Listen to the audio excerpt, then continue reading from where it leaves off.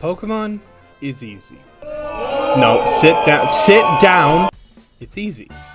You know it's easy. Always has been. Always will be. And you know what? There's nothing wrong with that. Pokemon isn't about teeth-grinding difficulty, it's about building a team of your favorites and having a good time. I'm not insecure about the games that I play, and Pokemon is very much my happy place. It's a series where no matter the game, I'll have fun playing it, which is why I'm really not good at looking at any of them from a critical lens. They're all easy, they're all fun, they're for kids, and I really love them. But I also play a lot of RPGs, so I do appreciate a challenge, which is a place Pokemon can also shine when it comes to making your own rule sets. For the last year, I've really been into hardcore nuzlocking, and along with that, custom rule sets. I think Pokemon is a game that's really open with how you can play, and fans have run with that to insane degrees. I think the best example of that is Rogue Emerald.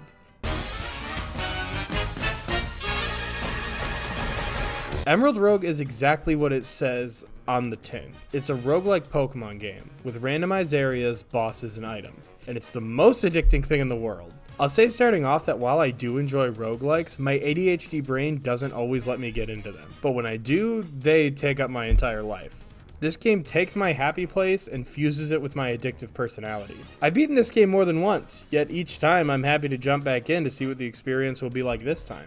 I think the part of challenge runs that I like best is team building, using the random selection you've gotten to make the best team for the next major boss. What's great about Rogue is that it still has that, but to both a wider and smaller extent. This game's dex goes up to Gen 8, and you're free to limit how far you want the dex to go. Me personally, I prefer to open the pool to as many as possible. This would normally make it super easy to build a team for each boss, but the way Rogue balances you in that regard is through a few things. First, especially early on, you're limited on Pokeballs and have to consider each Pokemon you catch. Especially since some Pokemon can fall off, some require a lot more investment, and some might be just what you need right now. But you can never be guaranteed that you use the ball on the right Pokemon because each boss is random. You'll never know what type you're facing next, and as options widen, the bosses get tougher. Not only that, but you can never have more than 6 Pokemon. If you want to slot in a new Pokemon but you already have 6, you have to release one that could have been useful for all you know. That, alongside with permadeath, makes the gamble of walking up to the next boss super intense. That and the fact that they all have very high-level competitive movesets. And items. And they tend to have legendaries. Customization is also super open. While yes, funds and Pokemon can be limited by the run you're having, you get many chances to splurge and buy high-end battle items. Usually it's either a high-end battle item or maybe you want some potions or healing items.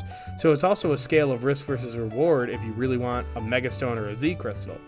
Oh yeah, this game has Megas and Z moves too, just to add how crazy the game's fights can get. You're not even guaranteed to get Mega Stones for the Pokemon you actually have, so that makes it even more exciting when you actually get one. Also, if you don't want those, just turn them off. Game has a lot of customization even outside of battle. Plus, after each run, you can get some items for your next run, or even better, rare candies. These are fantastic despite grinding being exceptionally easy.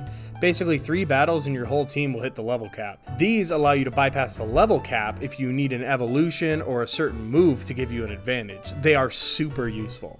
Also, I love the way this game handles what are basically like rare chest rooms in other roguelikes. Basically, there are paths you can take that will give you only one Pokemon that you can only try to fight once, but they're almost always super good. Stuff like evolutions and legendaries that can heavily weigh the run in your favor. But again, balls are limited, and you only get one fight. On a normal route, you can potentially get something with just as much use that you get multiple chances at. That's the name of the game, taking chances that may or may not screw over the run. What I'm trying to say is that the name of the game after you start getting the hang of its mechanics is Snowball. The way that I play is basically a one-sided tug of war. I want to make a big snowball of powerful moves and Pokemon as fast as I can so that I can barrel through. But if that fails, there's a good chance the snowball will go the other way. Mistakes can build into more mistakes, which eventually can lead to a loss. But that's also what I love though. Like most roguelikes, it's very short, with most successful runs rarely going an hour or two. So jumping back in is never a hassle. Yeah, you lost this time, but maybe you'll get a legendary next time. Maybe 2. maybe a Mega, maybe 2 of those. It has such an intense just one more game hold on me. And yes, I do have a gambling problem. How'd you guess? A lot of hilarious stuff can happen too. During this run, I lost multiple Pokemon from very unexpected plays from the enemy, but it never really broke me down or anything because I knew I could make up for my losses, whether through new encounters or the rare opportunity to regain fallen Pokemon at the expense of a curse. And those really suck. Hell, there was one point where I lost my entire team minus Victini. Afterwards, I caught a Slowbro who not only became the new core of my team, but soloed many bosses, including the first champion. He was so good for a while. My team was only 3 or 4 Pokemon at a time, but I was still able to pull through almost entirely on his back. Pseudo-legendaries, actual legendaries, fucking Eternatus. That one made me laugh. He just sat there and won. MVP for sure.